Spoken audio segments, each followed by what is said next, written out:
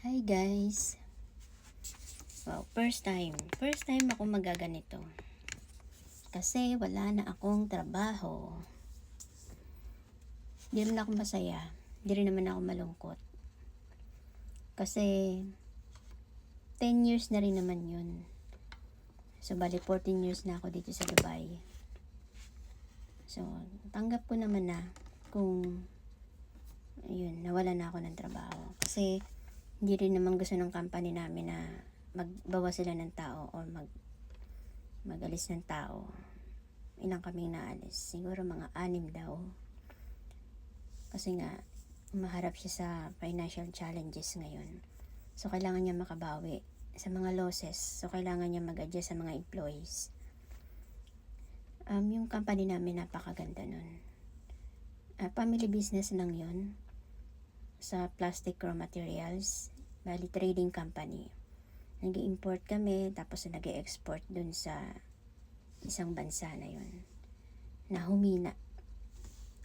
Kinulang sila sa dollars na. Tapos, syempre, yung geopolitics pa, problema sa mga shipping line. So, nagpatong-patong.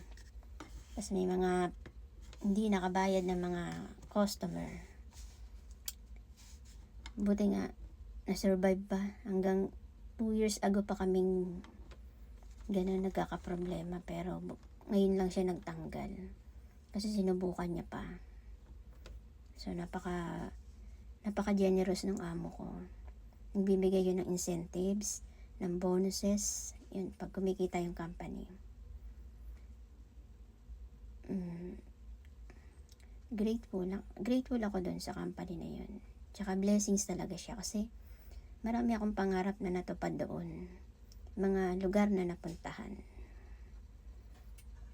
Tapos, yan, syempre, siya naman ang may problema ngayon. So, kailangan natin tanggapin kung ano yung problema o ano yung sitwasyon niya. So, sa akin sa 10 years, 10 years experience, medyo mahirap na ngayon maghanap pagka medyo age ka na. Kasi siyempre, wala naman talagang age limit sa Dubai. I mean, hanggang 60 yata. Pero, siyempre, mas preferred nila yung mas younger generation na mas mura sa insurance, yung health insurance, and then, pwede silang mag-offer ng mas mababang sahod. Siyempre, pagka medyo experience ka na, expected na nila yun na magde-demand ka ng medyo malaking sahod din, di ba? Gaya ko ngayon, naghahanap ako to sa Indeed or LinkedIn or Nukrijob. Siyempre, hinahanap ko pa rin yung medyo close dun sa salary ko ngayon. Tsaka sa Dubai lang. Paano kung yung mga employer ang gusto mas mababa ang sahod, tsaka mas banga bata. Kasi pwede naman turuan talaga yun eh. Pwede naman silang matuto agad. Pero kung talagang minsan may mga urgent jobs na kailangan ng experience talaga yung hindi na masyado magtuturo. Yan, dun tayo pwedeng advantage natin yun. So, sa logistics assistant kasi ako. Tapos, customer service representative din naman ako sa freight forwarding. Yun, so total 13 years sa business na to. Plus 1 year ulit sa technical support. Dito rin yun sa Dubai. So 14 years na ako dito. Ngayon, kung hindi na para sa akin ng Dubai, hindi na ako makahanap. Wala tayong magagawa.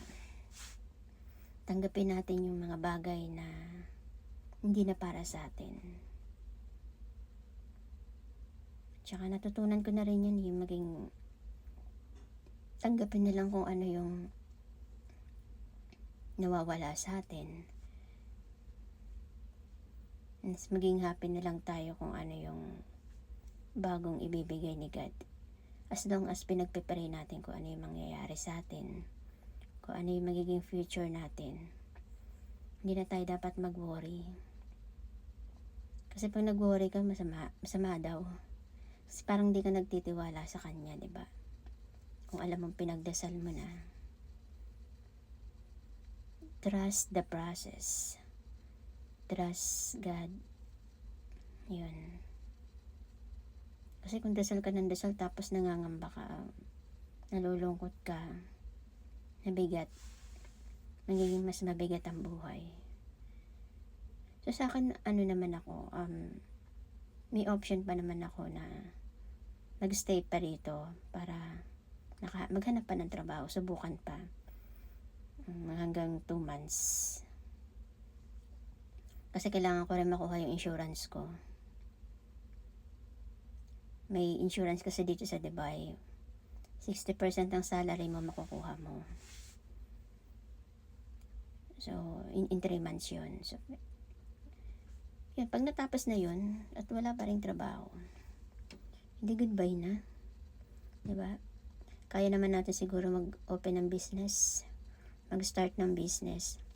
Kasi ako in-equip ko rin naman yung sarili ko na ng ibang skills. Like yung pagbe-baking, food processing. Tsaka may mga tools na rin naman akong naipundar sa Pilipinas. Tapos may bahay ako doon, walang nakatira. Sayang lang yung bahay. Nabubulok na lang nang walang nakatira. So, yun. Siguro it's time. Kaya kailangan lang alam ko naman kasi sa ibang company, sa mga company natin, 'di ba, tayong mga Pilipino, minsan ginagalingan naman natin, nakakatulong tayong magpaunlad ng business ng company. So, bakit hindi natin makakaya kung sa sarili natin business, 'di ba? Mas doble o triple pa yung gagawin nating effort. Syempre mas lalo nating gagalingan. Kumbaga nasa survival mode na tayo nun. Kailangan lang talagang magtiyaga. Kasi may mga magulang ako, may mga magulang pa akong nagme-maintenance. May bahay akong binabayaran. Tsaka, yun lang naman yung ko doon. Tsaka yung pangkain ko, kahit kumain na lang ako ng 2 times a day. Dito naman sanay ako 2 times a day lang dahil nagpa-fasting naman ako. Hindi na natin kailangan kumain ng marami para sa malayo na tayo sa sakit. Kasi habang tumatanda ka, kailangan mo maging strong physically, tsaka emotionally. Tsaka ang daming may problema ngayon sa mga mental mga mental challenges or mental anxiety or depression. Kailangan hindi tayo magpadala dun. Kailangan mas maging matatag tayo. Umuwi tayo ng Pilipinas o habang naghahanap ng trabaho. Kasi walang mangyayari, mas mabigat sa buhay yun. Kaya kung ikaw, bata ka pa, naghahanap ka ng trabaho. Sipagan mo maghanap ng trabaho. Send ka lang ng send kung alam mong qualified ka dun.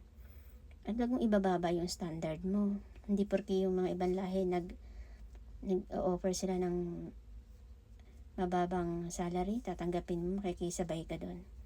Dapat alam mo kung ano yung kakayahan mo. Yung capacity mo, yung standard mo dapat andoon.